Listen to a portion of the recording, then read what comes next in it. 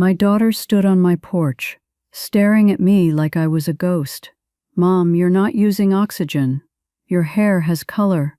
You look 20 years younger." 6 months earlier, my own children handed me rusty keys to a condemned property in the mountains and $847. They couldn't look me in the eye. The nursing home they chose didn't allow pets. Our dog Scout would have to go to a shelter, and we would never do that. They really did send us here to die. But Scout wouldn't leave my side. And the night we arrived at that ruin of a house, something changed in him. He stood at the truck window for hours, staring at the mountain like he could see through darkness. Then he barked, demanded we follow him into the snow. I had maybe 12 hours of oxygen left. Every step up that slope felt like drowning. But Scout kept looking back, waiting, like he knew something I didn't. What he found behind those boulders, my grandfather had discovered 40 years before and buried with his secrets.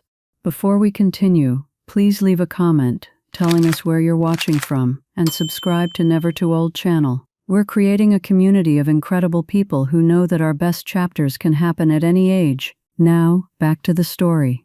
The rain came down cold that October afternoon, the kind that soaks through fabric and settles in your bones. I sat in the truck with the passenger door open, plastic tube from my oxygen tank trailing to my nose, one hand resting on Scout's head. He pressed against my leg, warm and solid, watching Thomas stand in the driveway while strangers carried our life out in boxes. The dining table went first. Cherry wood, 43 years old. Thomas built it the year Veronica was born. Then the couch where I nursed 3 babies and later fell asleep during countless late-night study sessions while they finished homework at that same table. The bailiffs moved efficiently, rain dripping off their yellow slickers. They had done this before. Scout's ears flicked forward. A Tesla turned onto our street, silver and silent, too clean for this neighborhood. Cameron climbed out. Designer jacket zipped against the rain. His wife Amber stayed in the car, face turned toward her phone. She had not looked at me in 6 weeks, not since the foreclosure notice. My son walked over, holding a black umbrella, water beaded on the fabric without soaking in.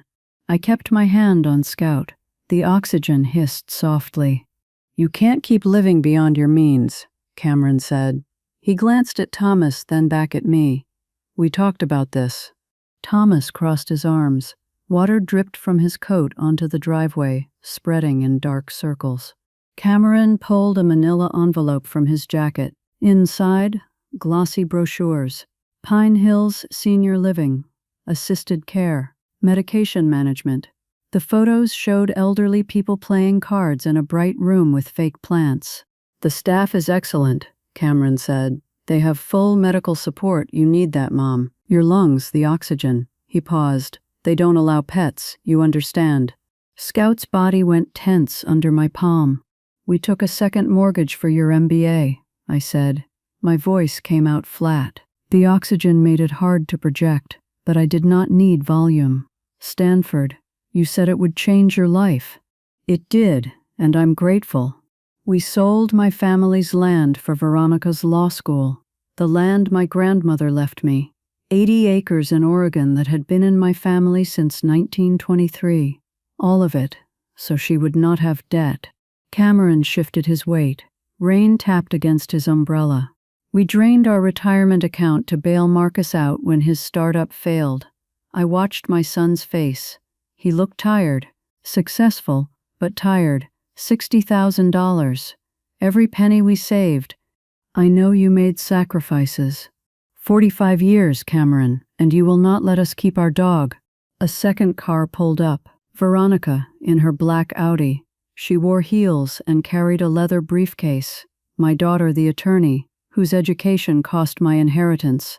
She walked over without greeting, opened the briefcase, pulled out papers. I had these drawn up. Shelter intake forms for the dog. No-kill facility, very reputable. She held them toward Thomas. "I can handle the transport if you sign today." Thomas did not move. "Mom," Veronica's voice stayed professional, like she was explaining contract terms to a client. "You're oxygen dependent. Dad has severe arthritis. This is the practical solution. I destroyed my lungs in hotel laundries so you could become a lawyer, I thought. 22 years of night shifts breathing bleach and industrial solvents while you slept in your bedroom with the window open. This is your definition of humane. I said none of it. Words take breath I did not have. Scout pushed his nose against my hand. 8 years I had known this dog. He came to us the year everything fell apart, when I needed something to care for that would not break my heart. He had not left my side since the foreclosure notice arrived. Cameron cleared his throat. He reached into his pocket, pulled out a set of keys, rusty, old-fashioned. Look, grandfather's old homestead, up in the mountains. Property's been sitting in the family trust since He held them toward Thomas. Cabin's still standing. Mostly, consider it yours now. Thomas took the keys slowly, examining them. There's no power, Cameron continued. No cell service. Roads barely passable, but it's shelter. He paused, looking at Scout. Winter comes early up there. The unspoken part sat between us like a stone. That dog will not survive winter at elevation. He is old, just like you. Veronica closed her briefcase with a sharp click. This is not a solution, Cameron. This is avoidance. It's a choice, Thomas said. His voice came out quiet but firm. More than you gave us. They stood in the rain, my children who once climbed into my lap when they had nightmares, who I rocked and fed and taught to read. Cameron in his tech executive uniform, Veronica in her lawyer armor, both dry under their umbrellas while Thomas and I sat getting soaked. You should think carefully, Veronica said. Remote location, your health conditions, winter approaching. I strongly advise. Thank you for the keys, I said. They looked at me. I rarely interrupted Veronica. We will manage, I added. Cameron glanced at his wife in the Tesla. She had not moved. Amber used to call me every Sunday, back when Cameron was climbing the corporate ladder and needed family to seem stable. The calls stopped when the money did. There's a town 40 minutes from the property, Cameron said. Oak Ridge. Small, but it has a clinic. He pulled out his wallet, extracted 5 $20 bills, handed them to Thomas. For gas. $100 to make up for $60,000 we gave him. They left. Tesla first, Audi behind it. The bailiffs finished loading the truck. Thomas signed papers on a clipboard. Our landlord never appeared. He sent his lawyer instead. We had $847 in our checking account. 17 cans of soup in a cardboard box. A bag of Scout's kibble. 3 portable oxygen tanks. A 3-month supply of medications in white pharmacy bags, heart pills, anti-inflammatories, inhalers, diuretics. Thomas helped me into the truck properly, closed the door, walked around to the driver's side. His hands moved stiffly, arthritis making every motion deliberate. Scout settled between us on the bench seat. The engine turned over on the 3rd try. Thomas pulled away from the curb without looking back. I reached down, checked the oxygen gauge on the tank at my feet. Half full. Maybe 12 hours between the 3 tanks, less if I had to move around much. Scout pressed his weight against my leg, warm and solid and loyal. More loyal than our own children. Thomas drove north. Rain streaked the windshield. The wipers squeaked with each pass. Neither of us spoke for a long time. The headlights caught the sign just as dusk settled into full dark. Weathered wood, letters carved deep and painted white years ago. Pine Haven Valley, founded 1965. Someone had driven a nail through the corner to hold it to the post. Thomas slowed the truck. Beyond the sign, the road turned to gravel and dirt, rutted deep where rain had washed channels through it. Snow dusted the ground now, light and dry, the first of the season. Cold bit through the truck's broken heater. No town, just skeletal frames of buildings set back in the trees, rooflines sagging, windows empty as eye sockets, an abandoned homestead community that nobody bothered to tear down. Nature was doing it slowly instead. I pulled my coat tighter. The oxygen hissed in my nose. Thomas followed the rough track another quarter-mile. The headlights swept across a larger structure, log and stone construction, built solid once. The roof had collapsed on one side, leaving exposed beams pointed at the sky like broken ribs. Windows shattered, porch steps sagging into the ground. He cut the engine. Silence pressed in from all sides, broken only by the tick of cooling metal and my breathing through the oxygen tube. "They really did send us here to die," I said. Thomas's hands stayed on the steering wheel. He stared at the house for a long moment without speaking. Scout stood on the bench seat between us, body tense, nose working the air that seeped through the door cracks, his tail held straight out, not wagging, just balanced. "He's sensing something," Thomas said quietly. The passenger door latch still worked. Scout pushed past me the moment I cracked it open, leaping down into the snow before I could catch him. He hit the ground and immediately began moving, nose to the earth, circling outward from the truck in widening loops. "Scout," I called. My voice came out thin. No volume with these lungs. He ignored me, working his pattern with intense focus. Checking, searching, establishing a perimeter like Thomas said military dogs did. Thomas came around, helped me down from the truck. My feet crunched in the light snow.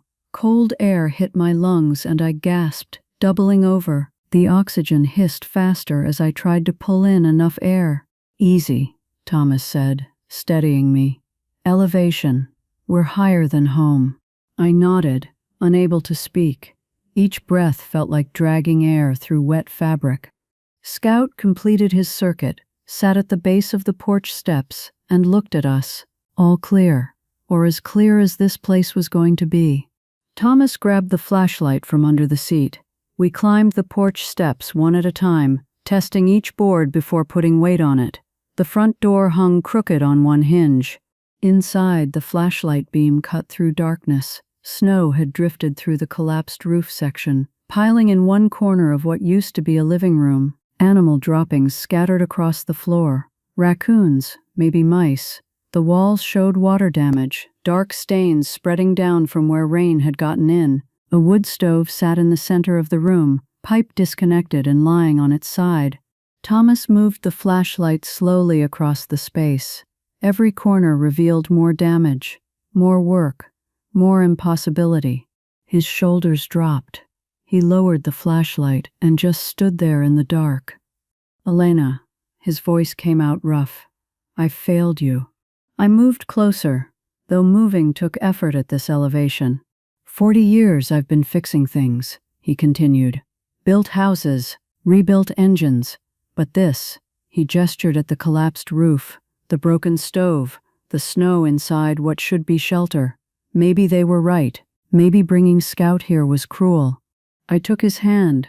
The arthritis had his fingers curled slightly, unable to fully straighten anymore. "Thomas Morrison," I said his full name, the way I did when our children were small and needed to pay attention. "We survived the recession when you lost your job for 6 months, raised 3 children on wages and never missed a meal. Buried our parents with dignity when we could barely afford the funerals." He looked at me in the dim light. "The 3 of us aren't done yet," I said. A low growl cut through the silence. Scout stood rigid in the doorway, staring into the darkness beyond the house. Not aggressive, alert, focused on something we couldn't see. "What is it?" Thomas whispered. Scout's growl stopped. He looked back at us, then at the darkness, then back again. The message was clear. "Follow." He took off into the night. Thomas and I looked at each other. Then Thomas grabbed the flashlight and we followed. Scout moved with purpose through the snow, not running but pulling ahead, checking back to make sure we followed. 20 yards from the house, maybe more. Hard to tell in the dark. The flashlight beam bounced as Thomas walked, making shadows leap. Scout stopped at what looked like a mound of earth covered in dead grass and snow. He began digging, paws throwing dirt and snow backwards. Then he barked once, sharp, insistent. Thomas aimed the flashlight at the spot, a wooden door set into the ground at an angle. Root cellar. The door had a metal ring for a handle. Thomas pulled. It took both hands and all his weight, but the door scraped open on frozen hinges, revealing stone steps leading down into blackness. Cool air drifted up, not freezing, warmer than outside, and dry. Thomas went first with the flashlight. I followed, one hand on Scout's back for balance. The oxygen tank hung heavy from its strap across my shoulder. The cellar opened wider than I expected. Stone walls, maybe 8 feet across. Shelves lined one side, filled with mason jars. Their contents looked ancient, but the seals appeared intact. The other side held stacked firewood, cut and dried decades ago but protected from weather. Hand tools hung on pegs, and in the corner, a propane heater, the kind that runs on small tanks. Thomas moved the flashlight to the tanks beside the heater, 2 of them, full by their weight when he lifted one. Carved into the stone wall above the heater, someone had scratched letters deep into the surface. Duem, Grandfather William, Thomas said softly. He prepared for winter. I looked at the preserved jars, the firewood, the tools, the propane. 40 years this cellar had sat waiting. Cameron said the property had been in the family trust since the year Grandfather William died. He left this here, on purpose. Scout sat at the base of the stairs, looking up at us. His expression, if a dog could have such a thing, appeared almost smug. Thomas laughed. It came out strangled, close to a sob. That dog just saved our lives. We hauled the propane heater up the steps, both tanks, an armload of firewood. Scout led us back to the truck. Thomas set up the heater in the truck bed under the camper shell, vented it through a gap, fired it up. The small space filled with warmth. I climbed into the truck cab, Scout between us on the bench seat like always. Thomas got in the driver's side and pulled the door shut. Heat from the back seeped forward slowly. My hands began to thaw. I checked the oxygen gauge, half empty now. 1 full tank left, plus this one. Not enough to be careless with. Thomas pulled an old wool blanket from behind the seat, tucked it around my shoulders. Scout settled his weight against my leg. His body heat soaked through my coat. Outside, snow fell heavier now, covering the ruins of Pine Haven Valley, covering the broken house that was supposed to be our last stop. But we weren't in that house. We were in the truck with propane heat and a root cellar full of supplies that nobody knew existed. Maybe their nothing is everything we need, I said. Thomas was already asleep, head back against the seat, breathing deep. The first solid sleep in weeks. I put my hand on Scout's head. His ears flicked at my touch, but he didn't open his eyes. Tomorrow we would figure out the house. Tonight we survived. That was enough. Dawn came cold and clear. I woke to find Scout sitting upright on the bench seat, nose pressed to the window glass, staring at the mountainside above the ruined house. He had not moved from that position. His tail stayed still, body tense with focus. The storm had passed during the night. Everything outside looked scrubbed clean, snow bright in the early light. The propane heater in the truck bed still hummed, keeping the cab barely warm enough. I reached for the oxygen tank at my feet. The gauge needle sat just above the red zone, nearly empty. 1 full tank left in the back, nothing more. I did the math without wanting to. Maybe 6 hours total between what remained in this tank and the last one. Less if I moved around. But something felt different. I drew a breath without the tube, testing. The air came in. Not easy, not like it used to be before the laundries destroyed my lungs, but easier than yesterday. The tightness in my chest had loosened a fraction. I fitted the cannula back in place anyway. 6 hours was 6 hours. Scout whined softly, eyes never leaving the mountain. Thomas stirred beside me, joints creaking as he shifted. He's been like that for an hour, he said quietly. I've been watching him. Scout pawed at the window, once, twice, claws clicking on glass. He wants us to follow, Thomas said.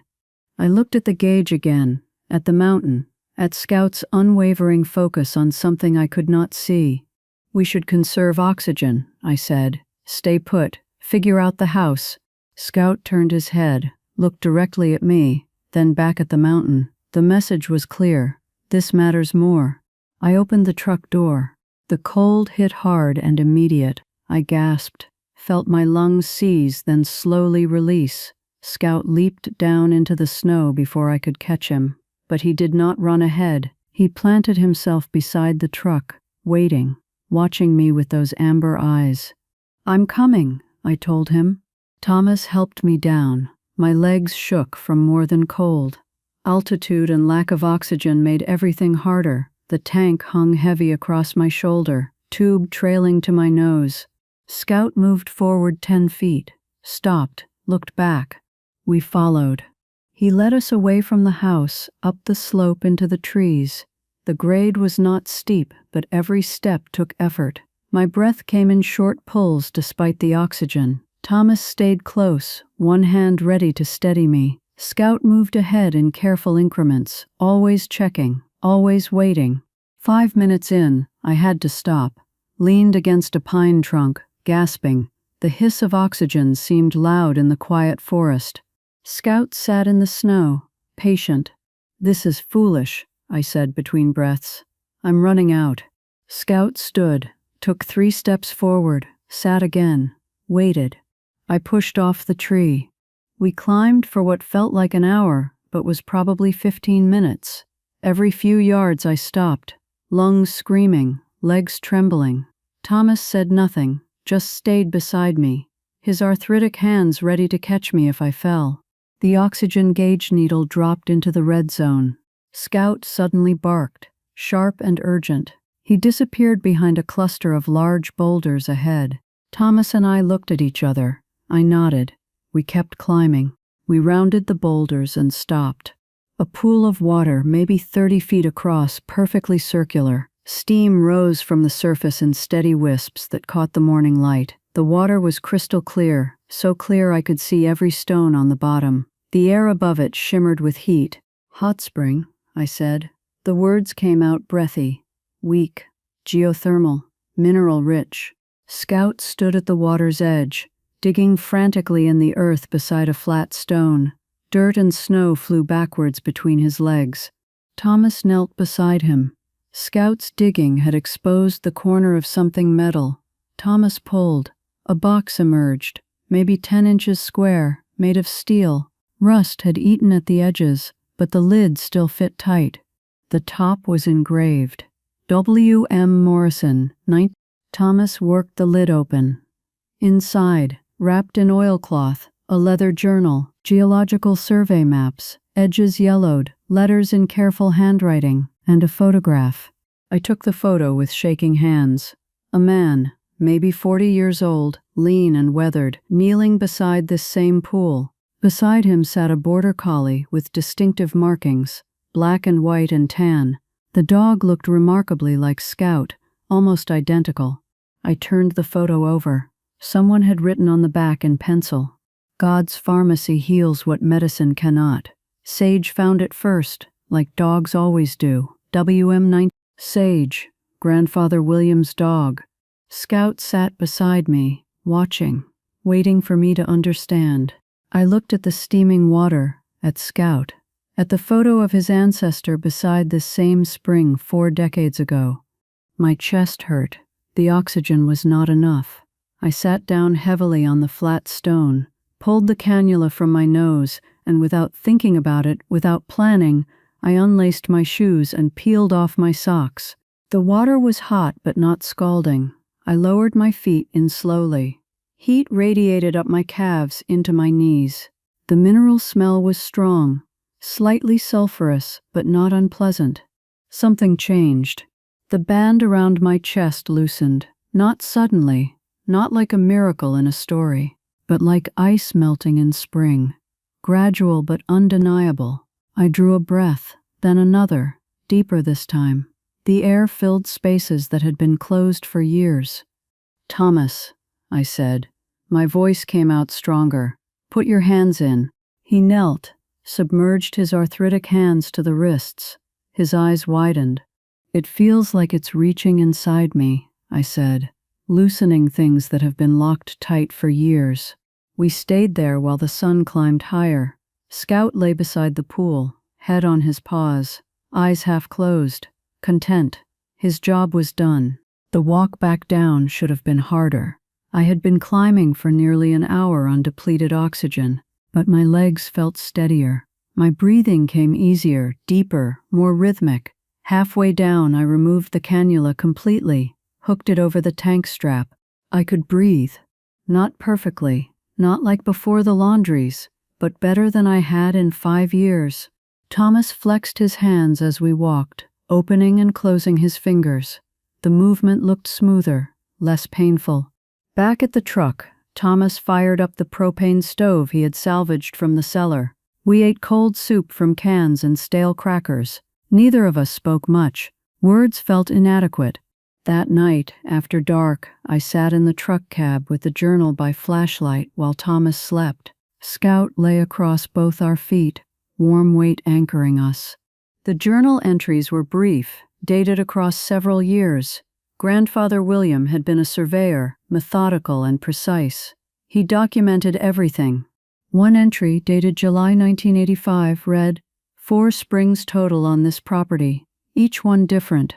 North Spring for joints and bones, Eastern Cascade for skin and open wounds. This main pool for breathing, heart, panic. 4th one I call Clarity, tucked in the cave system, for what it does to the mind. Sage knows which spring each person needs. She circles them first, assessing, then leads them to the right water. I don't understand it, but I trust it. Some knowledge runs deeper than human understanding. I looked down at Scout, solid and warm across our feet. 4 springs. Scout had led me to the one I needed most. I closed the journal and turned off the flashlight. Outside, stars burned cold and bright above Pinehaven Valley. Inside the truck, the 3 of us slept without fear for the first time in months. 3 weeks had passed since Scout led me to the spring. Mid-November now, and I walked to the pool every morning without the oxygen tank. Left it sitting in the truck cab, gauge still showing half full on the last tank. I had not needed it in 12 days. The walk that first took me 20 minutes of gasping and stopping now took 7. My lungs still carried scars from 22 years of industrial chemicals, but the springs were doing what medicine never could. Breathing came easier each day, deeper, more natural. Thomas stood on the porch he was rebuilding, hammer in one hand, examining a board he had just cut. His movements looked smoother, less hesitation between actions. "When did you last take your arthritis medication?" I asked. He set down the hammer, flexed his hands, opened and closed his fingers slowly, testing. 3 days, maybe 4. He rotated his shoulder, the one that used to lock up every morning. Pain still there, but duller, like it's happening to someone else's body. Scout bounded past, chasing nothing in particular, just running because he could. His muzzle showed more black than gray now, eyes bright and clear. He moved like a younger dog, all energy and purpose.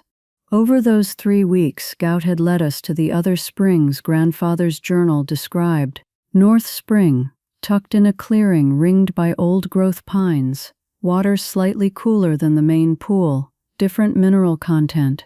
Thomas soaked his hands there twice a day. Eastern Cascade, hidden behind a tumble of moss-covered rocks. Clear water flowing over reddish stones into a shallow pool. My eczema scars faded after the first week of washing there. The 4th spring took longest to find. Scout kept circling back to the same rocky outcrop, whining, pawing at stone. Thomas finally noticed a gap between boulders, barely wide enough to squeeze through. Inside, a small cave system opened up. The spring sat in the farthest chamber. Tiny pool, maybe 4 feet across, black stones lining the bottom. Water so clear it looked like glass. No steam, despite being warm to the touch. Scout lay down beside it, head on his paws, body blocking the path. When Thomas tried to step closer, Scout growled, low and serious. "This one is different," I said. "Sacred, to be respected." We marked it in the journal but left it alone. Clarity Spring, Grandfather had called it, for what it does to the mind. Marcus showed up on day 25, drove his beat-up Honda up the rough road, parked it crooked near the house. He stood by his car for a long time before walking over. "Mom, Dad." He looked at the ground. "I'm sorry. For not helping. For going along with Cameron." Thomas kept working on the porch boards, did not look up. "I know. Sorry doesn't fix anything," Marcus continued. "But I saw Cameron had those solar panels in his garage, from his lake house renovation. I thought maybe you could use them, if you still have power issues." Thomas finally looked at him. "You know how to wire solar?" "Engineering degree."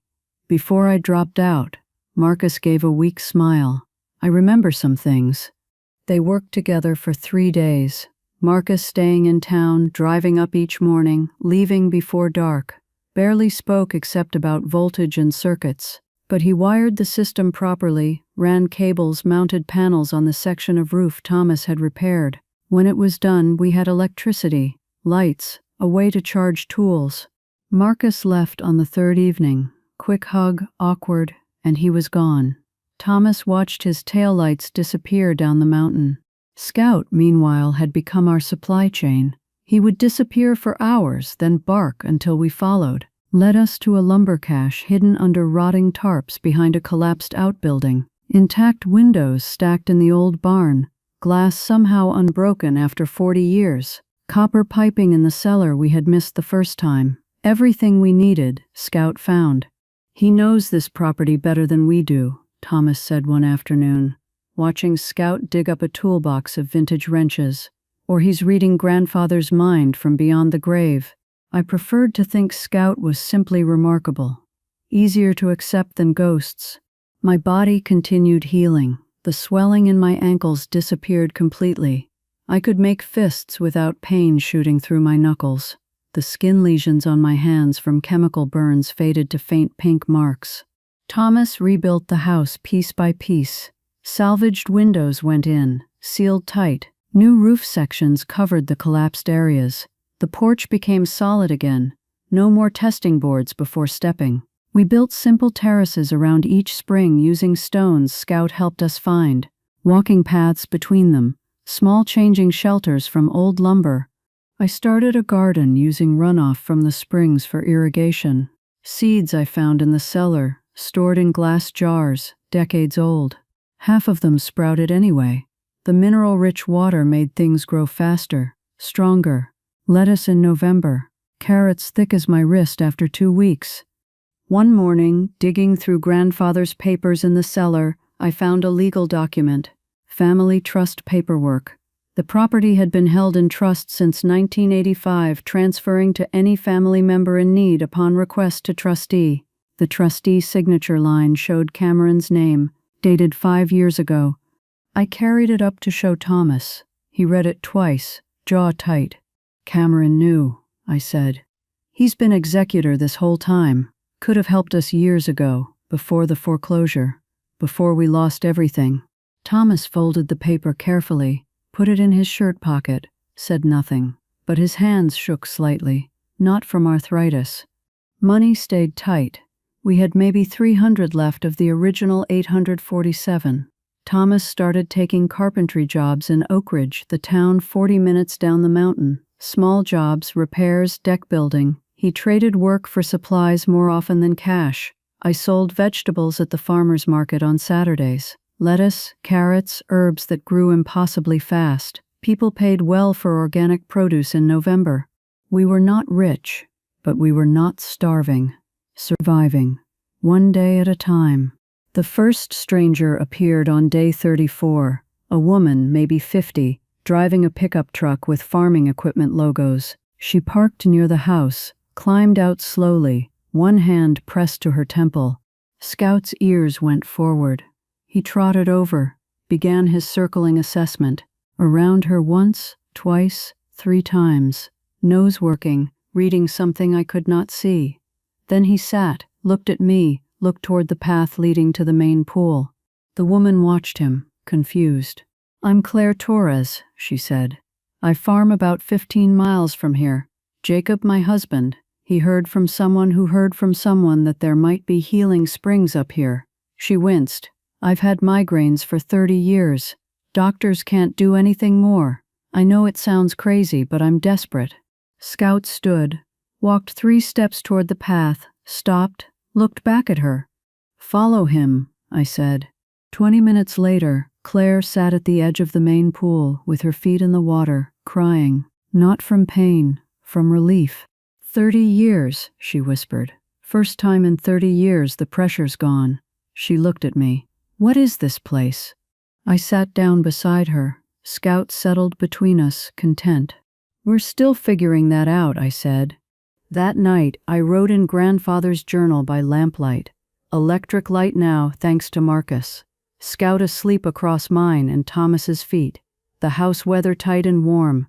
Day 42. Thomas sleeps without pain medication. My oxygen concentrator sits unused in the truck, a relic of who I was. Scout grows younger before our eyes, as if the springs work on him too. The waters heal bodies, but I think purpose heals spirits, and we finally understand what we're supposed to do here. Spring arrived suddenly in late April. Snow retreated overnight, revealing meadows I had not known existed. Wildflowers erupted across the property in waves of color. Lupine, Indian paintbrush, avalanche lilies. 6 months since we arrived with $847 and 3 oxygen tanks. The homestead looked nothing like the ruin we first saw. Weather-tight cabin with salvaged windows that actually closed. Functional terraces around each spring. Stone paths worn smooth by feet. My garden sprawled across what used to be wilderness, fed by mineral-rich spring runoff. Tomatoes in late April, lettuce heads the size of dinner plates, carrots that split the earth as they grew. Thomas and I looked different too. People who came to the springs noticed it first, the way their eyes widened before they caught themselves. Thomas moved like a man of 50, not 69. No more arthritis stoop. My hair had regained some darkness at the roots. Skin clear. I could run if I needed to. Run. Scout barely showed gray anymore. His muzzle had darkened to match his youth. Eyes bright with intelligence and energy that seemed boundless. Dr. Leonard Graves arrived on a Tuesday, sent by Claire Torres. Tall man, late 50s, careful movements that spoke of chronic pain. He climbed from his truck slowly, studying the property with a veterinarian's assessment eyes. Scout approached, began his diagnostic circle. 3 rotations, nose working. Then he sat, looked at me, and turned his gaze toward the path leading to the North Spring. Your dog is staring at me, Dr. Graves said. He wants you to follow, I replied. The skepticism on his face was familiar. I had seen it on Claire, on the others who came. But he followed Scout anyway. At the North Spring, Dr. Graves hesitated only a moment before submerging his swollen hands in the water. I watched his expression change. Surprise, disbelief, relief. Rheumatoid arthritis, he said quietly. 20 years. Ended my surgical practice 2 years ago. Couldn't trust my hands anymore. He came back 3 times that week. By the 3rd visit, he could manipulate small instruments again, demonstrating with a pen he pulled from his pocket. His fingers moved with precision, I recognized from my own restored hands. That dog, Dr. Graves said, watching Scout guide an elderly man toward the eastern cascade. He's not guessing. I've been observing. The circling pattern corresponds to diagnostic assessment. He's reading body language, scent markers, breathing patterns. Then he matches the person to the correct spring. He's never wrong. Word had spread carefully through the local community. People came now, maybe 2 or 3 a week. Always discreet, always by referral. We asked for sliding scale contributions. Some paid, some traded goods, some had nothing, and we turned no one away. A small network of healed people who protected the secret because they understood its value. Scout greeted each visitor the same way. Circle, assess, guide. A teenager with panic attacks that started after a car accident. Scout led him to Clarity Spring, then lay beside him during treatments. Solid warmth against shaking hands. The boy came 5 times, said it was the first panic-free week he had in 8 months. Then the animals started coming. A fox first, dragging one hind leg. Scout herded it gently to the eastern cascade, stood guard while it lapped water and soaked its paw. The fox returned 3 times, then disappeared, walking normally. A deer with labored breathing appeared at dawn. Scout led it to the main pool, positioned himself between it and us, keeping the deer calm. It drank, rested, breathed easier. An eagle with a broken wing landed in the meadow. Scout approached carefully, circled once, then simply lay near it until I could examine the wing. Broken but healing, Scout led it to the eastern pool. The eagle returned for a week, wings gaining strength each day. "He's a healer," Dr. Graves said, watching Scout work, "not just a guide. There's intelligence here we don't understand. Ancient knowledge, maybe, something deeper than training." I kept detailed records, ailments, which spring, treatment duration, outcomes, teacher habits. I could not break. The data was remarkable. Everyone improved. Not always cured, but improved, sometimes dramatically. One evening, Dr. Graves brought papers to the cabin. "Word will spread," he said. "You need legal structure, protection."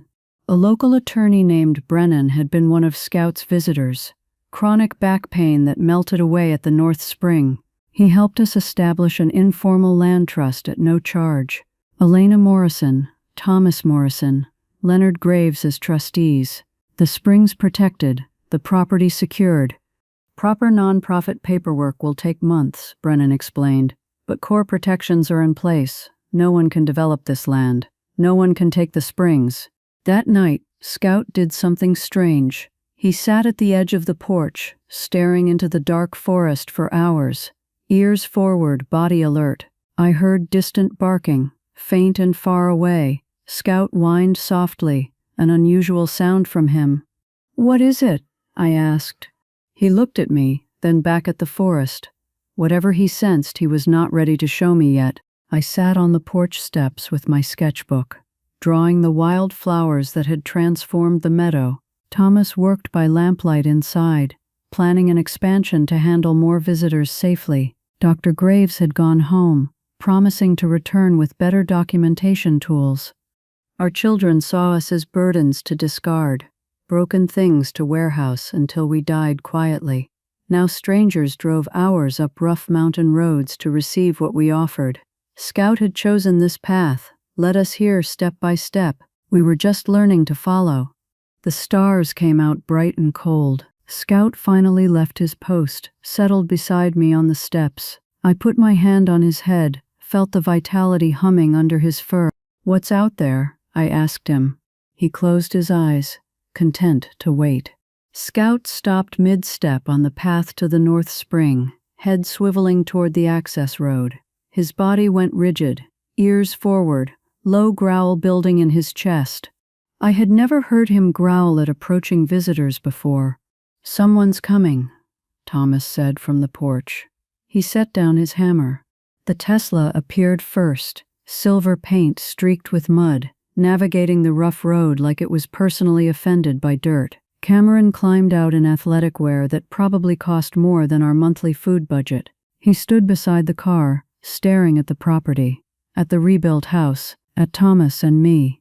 "Dad, Mom." He walked closer slowly. "Is that really you?" Veronica's Audi pulled up behind him, then Marcus's Honda. Amber stayed in the Tesla, fingers moving across her phone screen. All 3 of my children stood in our yard for the first time since the foreclosure.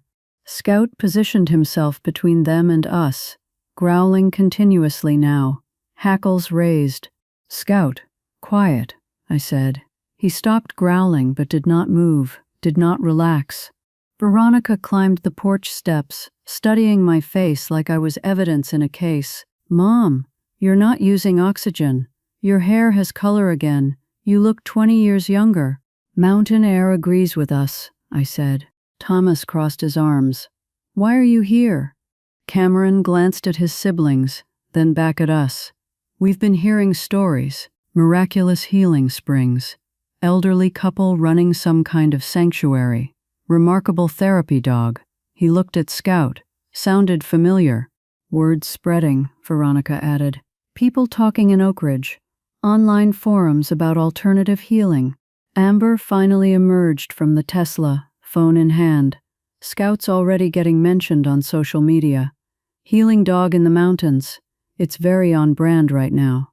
Cameron's executive voice kicked in. With proper development, professional management, we could scale this. Marketing Scout's abilities alone could generate substantial revenue. We could build a whole brand, Amber said, eyes bright with the possibility. Wellness retreats, documentary series, book deals.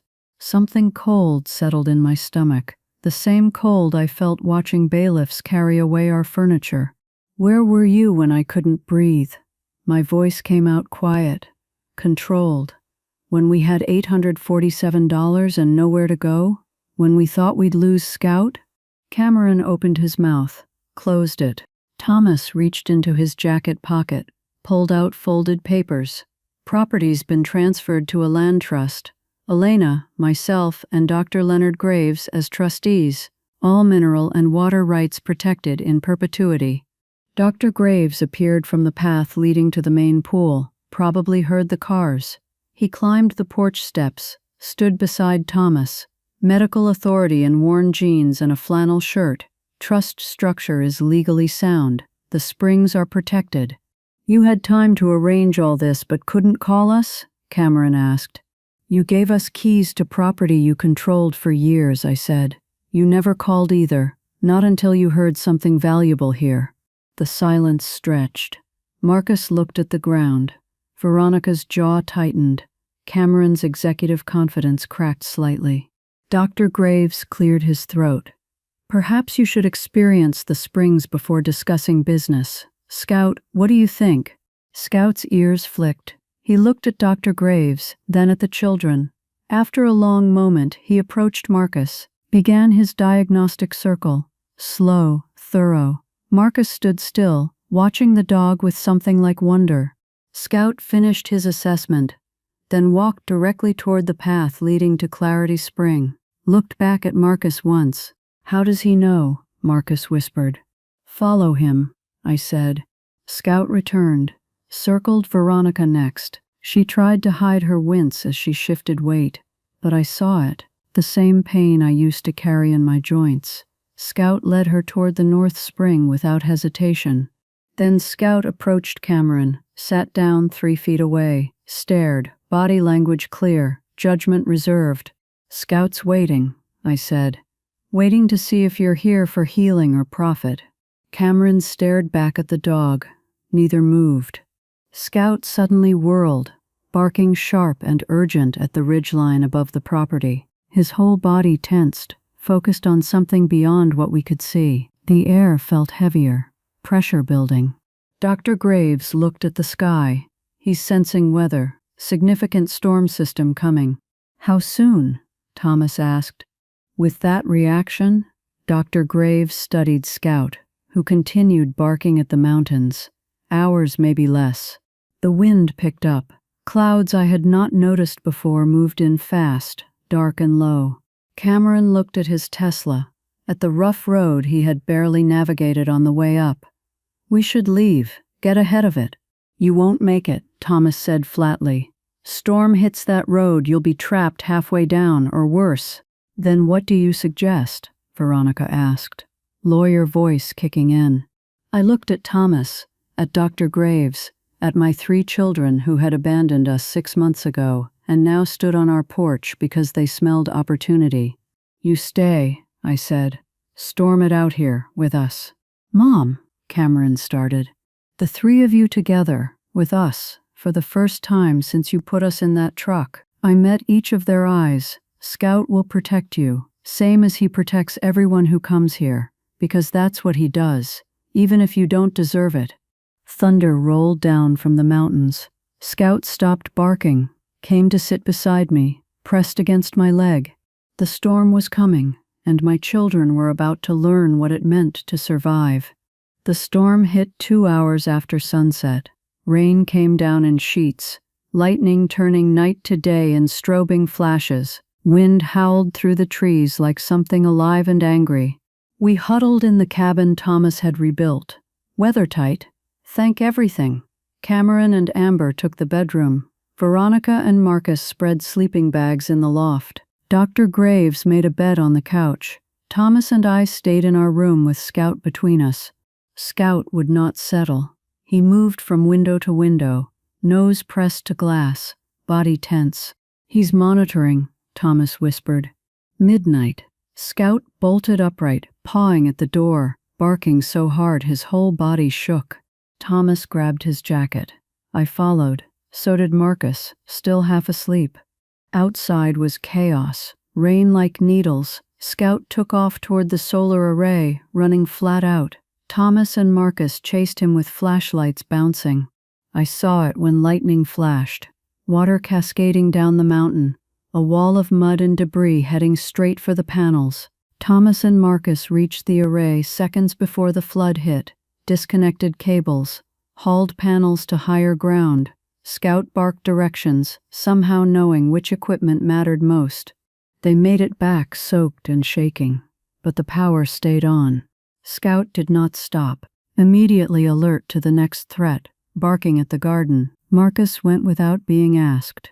Thomas showed him how to divert the flow using stones and salvaged lumber, build channels, redirect water away from vulnerable areas. I remember this, Marcus said, voice rough. You taught me when I was 12, building drainage for the deck. They worked together in the rain, father and son, side by side for the first time in years. All night, Scout warned us. Storage shed flooding, chicken coop threatened. Stone terrace weakening. We worked in shifts, following Scout's alerts, saving what we had built. By dawn, exhausted and soaked, we gathered in the cabin. Marcus stared at Scout with something like awe. That dog saved this entire place. He knew exactly where every weakness was. The storm lasted 4 days. Then the road damage trapped us. County said 2 weeks minimum before repairs finished. 17 days total. Cut off from everything. Power stretched thin beyond what the solar panels could provide. Rationed food, melted snow for extra water, forced intimacy with no escape. A week in, I realized something startling. My emergency heart medication sat untouched in my bag. I had not needed it once since arriving at the property months ago. Not during the climb to the spring, not during the storm, not during the hard physical work. Cameron found me checking my pulse one morning. Mom, are you okay? Should we try to get you out for a checkup?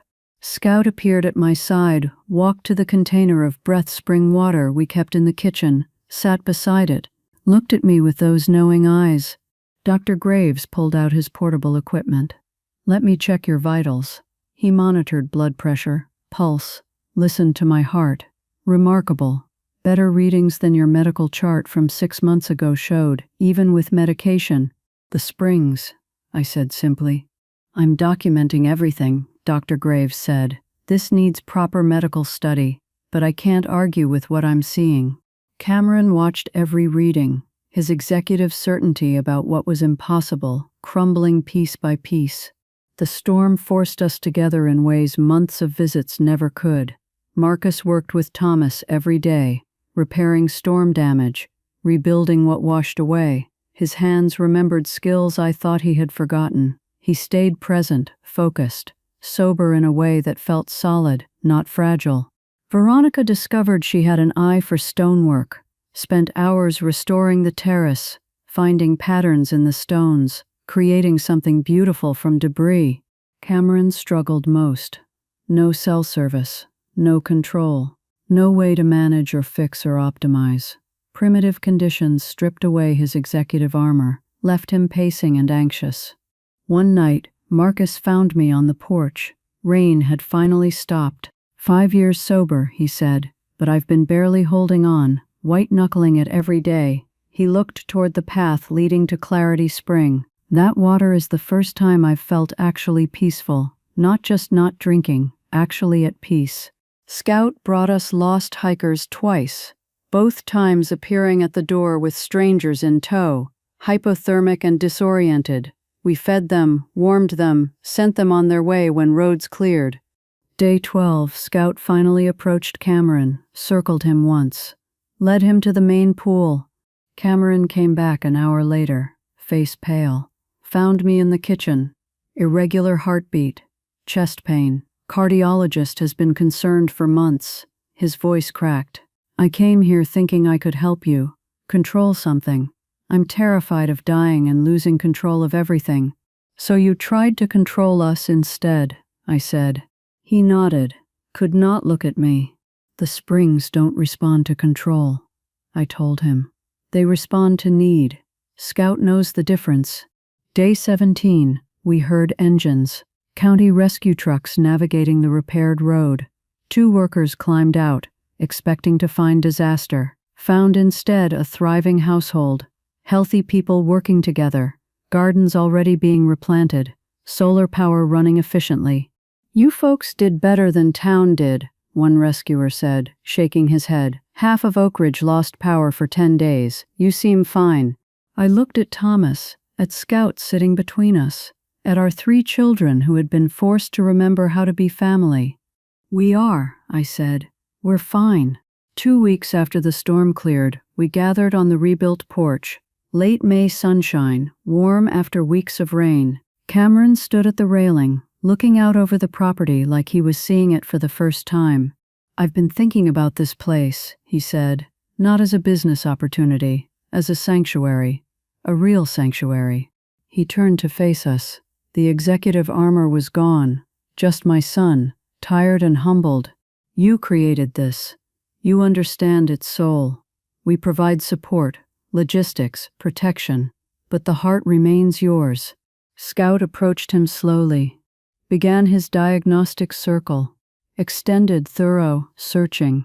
Then he sat directly in front of Cameron, eyes locked on his face. Neither moved for a long moment. Scout gave a soft woof, returned to my side. Scout's reserving final judgment, Dr. Graves said quietly, waiting to see if actions match intentions. Veronica sat forward, lawyer voice softened by weeks of working with stone and water. I can redirect my practice. Environmental protection, elder rights, land conservation, things that actually matter. Marcus looked at Thomas. I'd like to stay. Build a cabin on the property, learn from you, actually be present for once. You remember anything I taught you? Thomas asked. More than you know, Marcus said. I just forgot I remembered. 6 months later, November came around again. 1 full year since Cameron handed us rusty keys and $847. 1 year since we thought we were being sent to die. The sanctuary operated small but sustainable. Word spread carefully through networks of healed people. Marcus lived in the cabin he built with Thomas's guidance, worked beside his father every day. His sobriety was solid now, rooted in something deeper than willpower. Veronica visited monthly, handled pro bono legal work for us, and 3 other conservation projects. Cameron brought teenagers from his company twice a month, teaching them about service instead of profit. His heart condition had stabilized. My granddaughter Emma stood at the main pool, watching Scout assess a new visitor. Grandma, how does Scout always know what's wrong with people? He listens with more than ears, I told her. Observes with more than eyes, a skill most humans have forgotten. Marcus returned from a town meeting that afternoon, truck engine cutting off near the house. He climbed out carrying something wrapped in his jacket. A puppy, border collie, maybe 8 weeks old. Black and white and tan markings that looked eerily familiar. Found her abandoned behind the community center, Marcus said. Someone just left her there. But look at her markings. Dr. Graves examined the puppy with gentle hands. If I didn't know better, I'd say she's related to Scout. Coloring, bone structure, even the way she holds her head. I pulled out grandfather's journal. Found the passage I remembered. Sage's lines scattered when I passed the property to the family trust, but bloodlines run deep in these mountains. One will return when the springs need protecting again. Scout approached the puppy with slow dignity. He was 9 now, still vibrant and strong, but showing his age in subtle ways. The puppy watched him with unusual focus, then mimicked his posture exactly, sat when he sat, tilted her head when he tilted his. Scout won't live forever, Dr. Graves said quietly. Perhaps this ensures continuity of whatever gift he carries. Scout began his tour, led the puppy to each spring, pausing at each one, to the terraces, the paths, the changing shelters, teaching. The puppy followed every step, attentive in ways puppies rarely are. They returned to the porch as twilight settled. The puppy curled up beside Scout, both of them gazing out over the sanctuary. Lights glowed in Marcus's cabin. Voices drifted up from visitors at the Eastern Cascade. 40 years ago, Grandfather William discovered these springs, I said. Sage showed him. Thomas and I were discarded here to die. Scout showed us how to live. Now this puppy arrives exactly when needed. Our children threw us away like broken furniture, Thomas said. This mountain showed we still had purpose. Cameron stood in the doorway behind us. I had not heard him approach. His voice came out thick. We threw away the best thing we had. I'm sorry it took almost losing you to see it. I met his eyes. You're here now. That's what matters. A car pulled up the access road. Evening appointment. Scout and the puppy both went alert. Scout looked at the puppy. At me. Back at the puppy. The puppy stood. Walked toward the visitor's car. Scout followed close behind, watching. The puppy began to circle the visitor, movements hesitant but methodical. She completed one circle, two, stopped, looked back at Scout. Scout gave a soft woof. Approval. The puppy led the visitor toward the North Spring without hesitation. I put my hand on Scout's head, felt the warmth, the intelligence, the depth of loyalty that had saved us in more ways than I could count. The dog who showed more loyalty than our children, more wisdom than doctors, more healing than medicine, our true family. And now his legacy continued. So, that's my story. I'd love to hear what you think. Do you believe animals can sense things about our health that we can't? Let me know in the comments, and subscribe for more stories like mine.